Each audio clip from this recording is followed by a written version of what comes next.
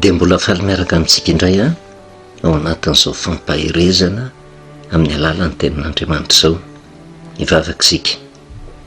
Misaotranao mandrakariva izay Jehovah-Andriamanitra iray satria na dia mafy ara ny fiainana na dia takona aminay aza fidiranao an-tsehatra. Andriamanitra tsy mba manadimy ianao fa izay zanak'olombelona no tapona amin'nasonay ka tsy mahita ny fahasoavana izay ataonao na dia ny fitantananao ny firenena ny vahoakanao aza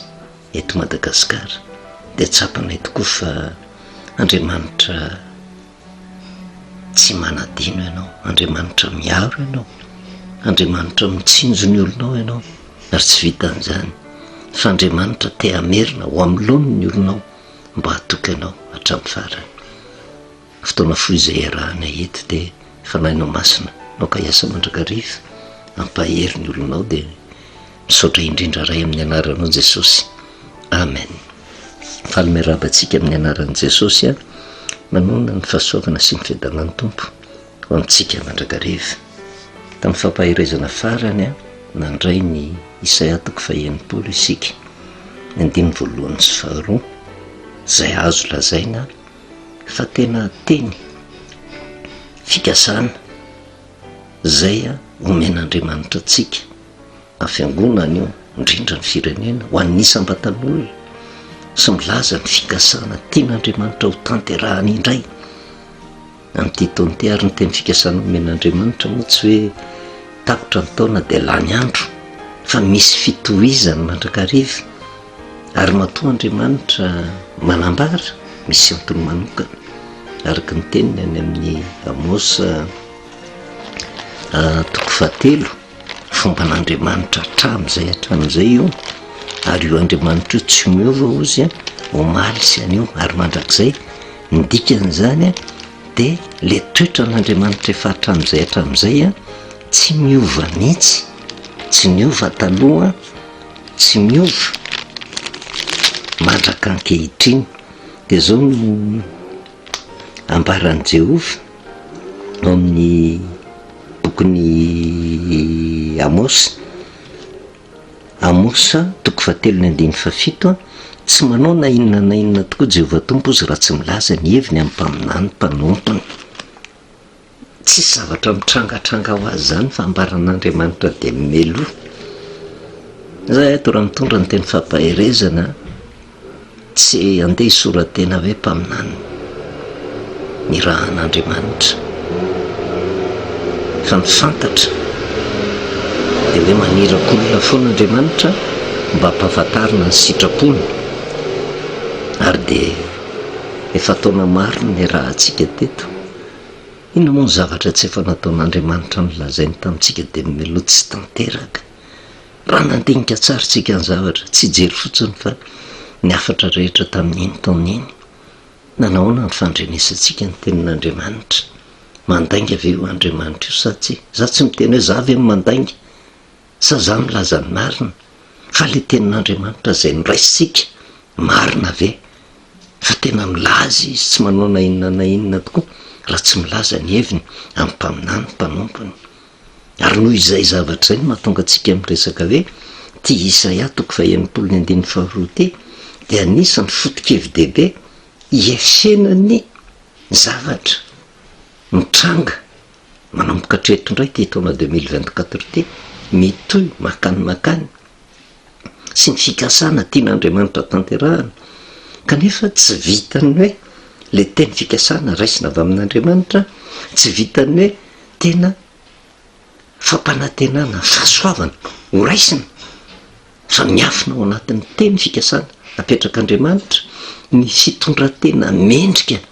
tokony ho raisin'ny olona mba ahafahany manatanteraka ny asa sy ahafahany koa migoka ny fahasoavan'Andriamanitra izay fa omeny manomboka izao. Isaia 1:9 ny 1:1 sy 2 ny ho voninahitra Jerosalema ozy amin'ny andro farany. Marina fa afatra nomenany jiosy tamin'izany vanim-potoana izany angety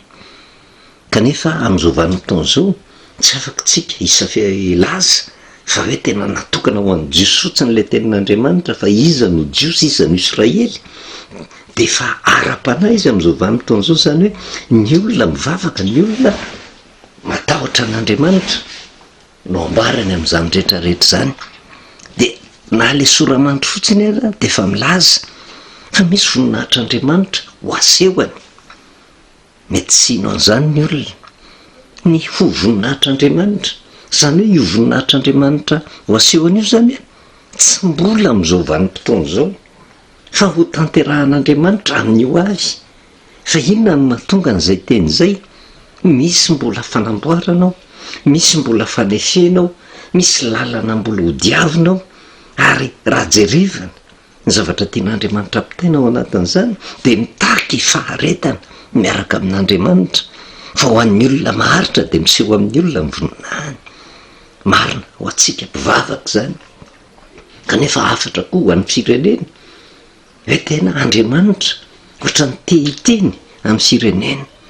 izy voninahitr'andriamanitra ho asehony a fa manana faharetana kanefa eo anatrehan'izay ny zavatra andrasan'ny olona nge ao anatin'ny teny fikasany de le teny mamelombelon'aina araky ny mahazatra ny akamaroan'ny mpivavaka de ho tahiny ianao de ho sitrany ianao zany ny zavatra andrasan'ny olona fa raha resaka hoe fanefena fanamboarana toe-tsaina fandehanana amin'ny marina tsy eken'ny olona resaka fanambaran'andriamanitra koa ny zavatra tsy mety atao tsy fanamelohana fa baikin'andriamanitra hoe mahaiza miala am'tya de tanterao zay fa raha manatanteraka ny teniko ianareo de ho tanteraka aminareo ny fahasoavana tsy eken'ny olona zany ny olona te handray fahasoavana fa tsy manaiky andeha araka ny lalina soritan'andriamanitra araky ny hitatsika tamin'ny heritaona andriamanitra no mametraka mpanjaka fa ny olona tsy manaiky an'izany fa le zay tian'le olona no ataony ary zay zavatra zay no asehoany ao anatin'ity Isaia toko fa 1:1 sy 2 ty hoe mbola isy voninahitr'andriamanitra ho asehoany amin'ny andro ho avo izy tsy androany zany kanefa na de zay ara ny tenin'i Jehova tsy hoe tampoka koa na tonga avan'le voninahitra fa voninahitra miseho tsy kelikely arakaraky ny fizoran'ny olona amin'le lalana manatanteraka n'le tenitsika fahaterahan'vaovao hoe Jehova hiado anareo ary tsy mijanona fa nareo kosa anginy fa tsy mijanona treo lazao amin'ny zanak'Israely mba handroso tsy misy akemiko zany fa rehefa mandroso de mandroso satria azo arina zay fa niresantsika tamin'izany ny lalan'ny fisehoan'ny voninahitr'andriamanitra miala tao amin'ny tany Egipta andeha any amin'ny tany Kanana tsy tonga de hoe satria miditra antsihatr'andriamanitra de tonga de ndray mpimaso tonga de vo niala tao amin'ny tany Egipta de tonga tao amin'ny tany Kanana nisy dilavitra zay natao de tahaka atsika ihany koa mendrandra fiadanana mendrandra fahasoavana mendrandra famonjena mendrandra fiainatsambatra fa tsy misy an'izany hoe tena voatonga ny taona 2024 na voatonga ny mandat vaovao na voatonga de mivavaka de tonga de tapitapy eo de tonga de mandroso be fotsiny am'izao fa tokony ho hita nefa zay le hoe tena fitombon'ny voninahitr'andriamanitra zay sy voarany fandrosoana tsy kelikely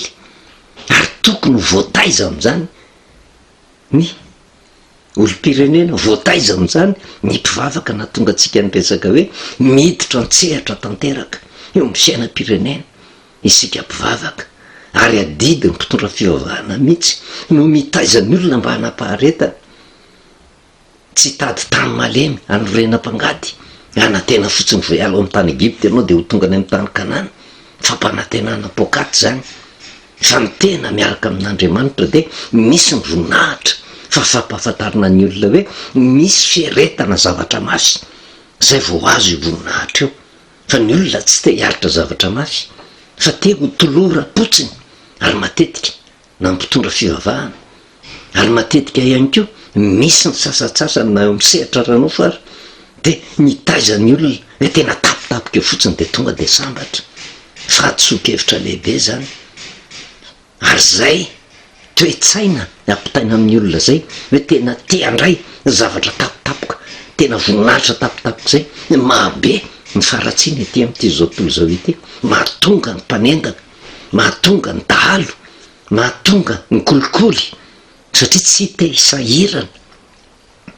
ary tompona andraikitra am'izany toro filazantsara ny tenako fa asiana mafy ny tenako mangana fa zay ny mahavoanay mpitondra fivavahana mitaiza ny olona tonga de ahita tonga de fahagagana tapoko zany tsy fomba n'Andriamanitra mihitsy zany ary zay ny nahatonga an' Jesosy raha mahatakatra tsika ny teniny hoe zay matoky amin'ny kely ozy no tendrena mpanapaka amin'ny be zahana toetra tsikelikely ka rehefa matoky amin'iny de alefa n'Andriamanitra tsikelikely me mitombo le zavatra omeny ny olona ary zay koa ataon'Andriamanitra amitsika isam-bata amin'olo io ka eto misy ny voninahitra zay ho aseho an'Andriamanitra ohatra ny mafinaritra raha dinihana maimaika le teny Isaia 1:2 ka hatramin'ny 2 mitsangana miazavao so tonga ny fahazavanao ary ny voninahitra Jehovah efa miposaka aminao fa indro ny aizona manarina ny tany ozy ary ny aizim-pito manarina ny firenena fa aminao kosa ny posahany Jehovah ary aminao no isehoany ny voninahiny fa io andininy 2 io ny tena hotsindritsika teny araka ny nambara tamin'ny farany hoe teny fampiononana ho an'ireo jiosy zay baby tao Babilôna de afaka tamin'ny fahababoana io teny io raha ny tokony ho izy inona moa tokony hampiononana an'ireo jiosy ireo satria izy ary afaka tamin'ny gadra fa laingeny jiosy vo afaka tao Babilôna afaka tamin'izany hoe fahababoana zany izy ny tsy faly fa ny problème ny jiosy tamin'izany vanim-potoana zany faly fotsiny izy fa tsy nieritreritra inona ny zavatra miandry azy fa matoa ampiononana de zao misy fahoriana andalovana de tonga amitsika koa zay teny zay ampiononan'Andriamanitra tsika kanefa araka ny resahantsika hoe raha mijery an'io 1 sy 2 io ny tena tian'ny olona tsy tian'ny olona le hoe mitsangana miazava tsy tian'ny olona io fa ny tian'ny olona ny voninahitra Jehovah efa miposaka aminao zay no akasitrahany indrindra ny mpivavaka tsy tian'ny olona tiany 2 ty hoe indro ny aizona manarina ny tany ary ny aizim-pito manarina ny firenena tsy tian'ny olona ho tenenina io fa ny tian'ny olona ho tenenina aminy de hoe aminao kosa ny posahany Jehovah ary aminao no sehoany voninahiny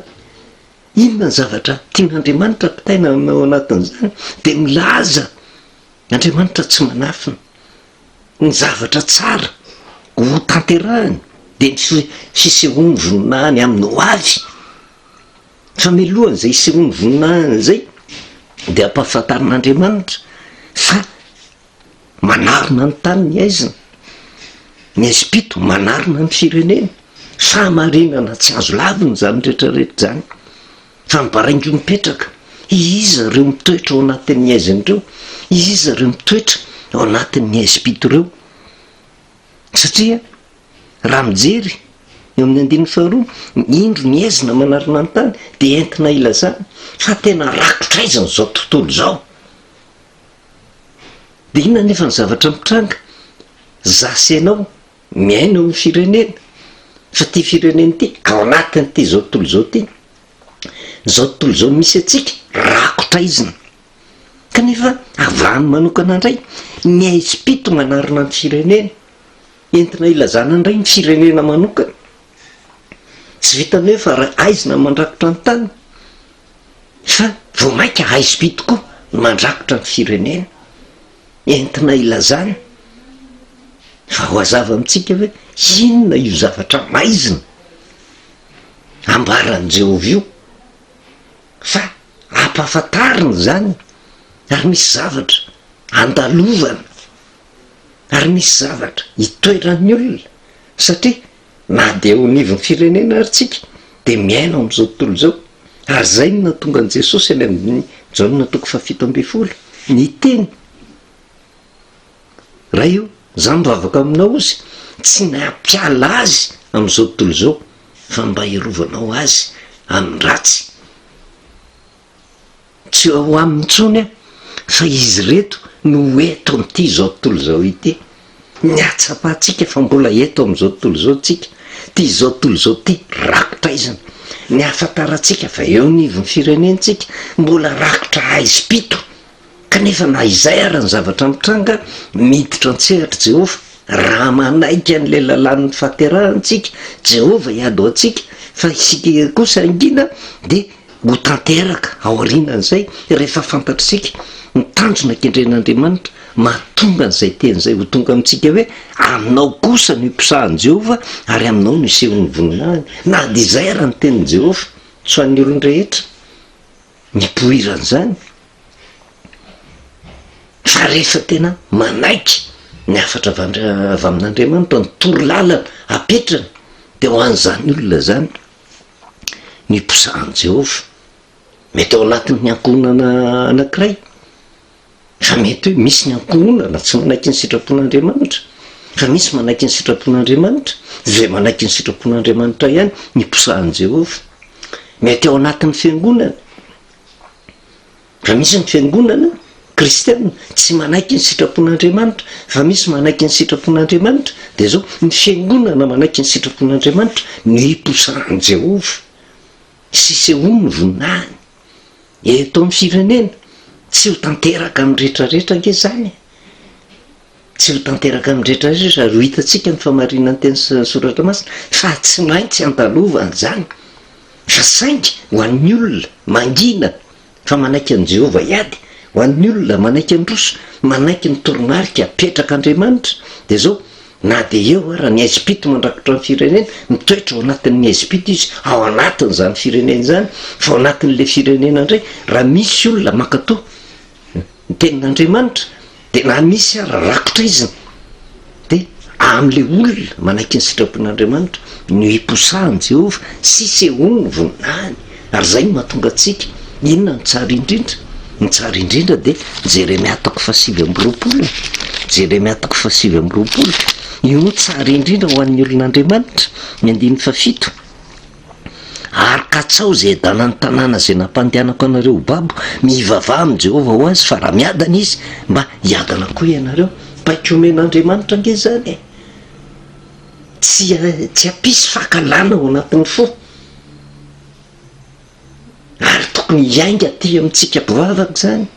hoe adidy ny fiangonana adidy ny mpivavaka ampitaina amin'ny olo-pirenena rehetra mivavaho amin'ny firenena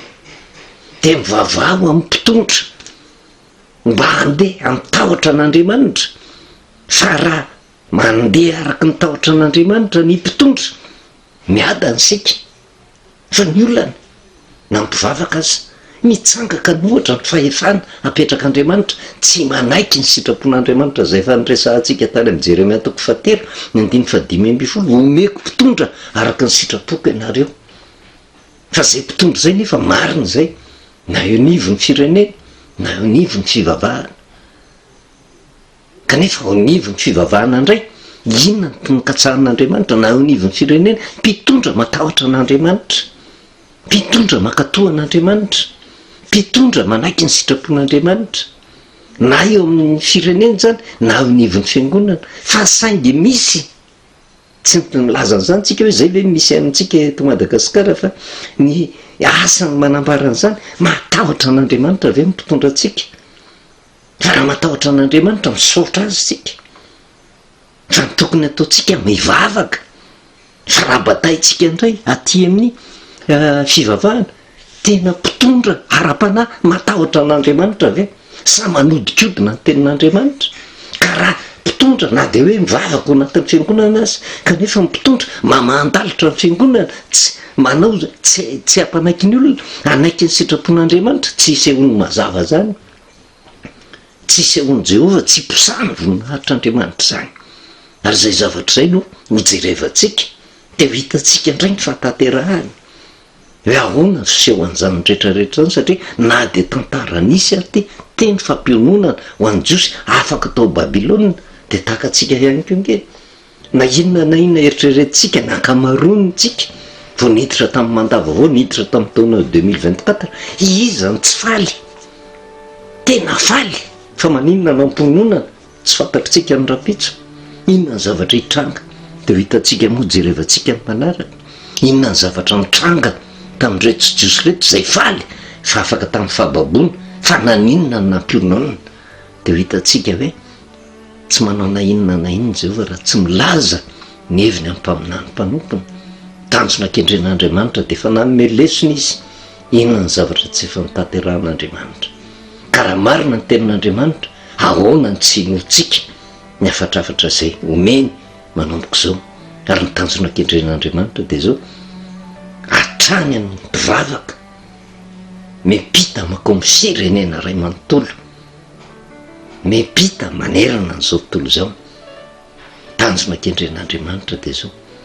ny ahatonga ny olona anaky ny sitrapony raha te hiadana. Mila faharetana zany, mila fanefeny zany, mila mamantatra mandrakariva ny sitrapon'andriamanitra. Toko sy mino fa ny fanahy masin'andriamanitra dia asa mandrakariva ao anatintsika. Vavaksika misaotra anao Jehovah'Andriamanitra ray, no ianao tsy mitsahatra fa manambara ny sitraponao. Andriamanitra mahalala ny zavatra rehetra ianao, Andriamanitra mahafantatra ny ho avy ianao, Andriamanitra tsy mamely tapika ianao, fa na ny fikasana tianao ho tanterahana azy amboaranao aminay dia miloa mandrakariva. Sokafy masom-panahinay Tompo, mba aizanay miaino anao, mba hitanay fifaleny, ahitanay fiononana tanteraka fa ay Andriamanitra tsy manary anay ianao. Dia tsy injovo ny olonao tsiraray avy, tsy injovo ny fiangonana, indrindra ny firenena, mba ho tonga firenena voataiza atahotra anao amin'ny ataony rehetra. Misaotra ray ny anaranao Jesosy, amen. Manao velomantsika amin'ny anaran'i Jesosy, manonona ny fahasoavana sy ny fiadanan'ny Tompo amintsika mandrakariva.